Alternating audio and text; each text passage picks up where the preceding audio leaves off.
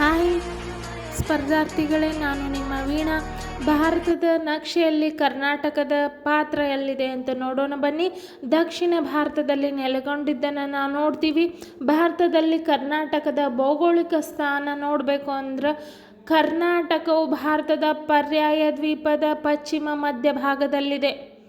ಇದು ಅಕ್ಷಾಂಶ ರೇಖಾಂಶ ನೋಡ್ಬೇಕಂದ್ರೆ ಕರ್ನಾಟಕವು 11 ಡಿಗ್ರಿಯಿಂದ 31 ಉತ್ತರ ಅಕ್ಷಾಂಶದಿಂದ 18 ಡಿಗ್ರಿ 45 ಉತ್ತರ ಅಕ್ಷಾಂಶದವರೆಗೂ ಮತ್ತು 74ರಿಂದ 12 ಪೂರ್ವ ರೇಖಾಂಶದಿಂದ 78.40 ಪೂರ್ವ ರೇಖಾಂಶದವರೆಗೆ ವಿಸ್ತರಿಸಿದ್ದನ್ನು ನಾವು ನೋಡ್ತೀವಿ.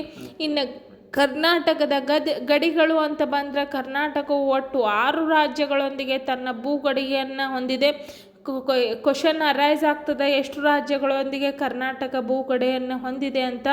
ಅದಕ್ಕೆ ಪಶ್ಚಿಮಕ್ಕೆ ಅರಬ್ಬಿ ಸಮುದ್ರದ, ಆಮೇಲೆ ವಾಯುವ್ಯಕ್ಕೆ ಗೋವಾ, ಉತ್ತರಕ್ಕೆ ಮಹಾರಾಷ್ಟ್ರ, ಪೂರ್ವಕ್ಕೆ ತೆಲಂಗಾಣ ಆಂಧ್ರ ಪ್ರದೇಶ, ಆಗ್ನೇಯಕ್ಕೆ ತಮಿಳುನಾಡು, ನೈಋತ್ಯಕ್ಕೆ ಕೇರಳ ಇರುವುದನ್ನು ನಾವು ನೋಡ್ತೀವಿ. ಇದರ ಪ್ರಮುಖ ಭೌಗೋಳಿಕ ಮುಖ್ಯಾಂಶಗಳಂದ್ರೆ ಕರ್ನಾಟಕದ ಒಟ್ಟು ವಿಸ್ತೀರ್ಣ 1,91,791 ಚದರ ಕಿಲೋಮೀಟರ್ ಆಗಿದೆ. ವಿಸ್ತೀರ್ಣದ ದೃಷ್ಟಿಯಿಂದ ಇದು ಭಾರತದ 6ನೇ ದೊಡ್ಡ ರಾಜ್ಯವಾಗಿ ಹೊರಹೊಮ್ಮಿದ. ಜನಸಂಖ್ಯೆ ದೃಷ್ಟಿಯಿಂದ 8ನೇ ಸ್ಥಾನವಾಗಿದೆ. ಕರಾವಳಿ ತೀರ 320 ಕಿಲೋಮೀಟರ್ ಉದ್ದವನ್ನು ಹೊಂದಿದೆ. ಹೌದಾ, ಗಮನಾರ್ಹ ಅಂಶ ಅಂದರೆ ಕರ್ನಾಟಕ ಭೌಗೋಳಿಕ ಕೇಂದ್ರ ಭಾಗದ ಸುತ್ತಮುತ್ತ ಚಿತ್ರದುರ್ಗ ಜಿಲ್ಲೆ ಬರುತ್ತದೆ.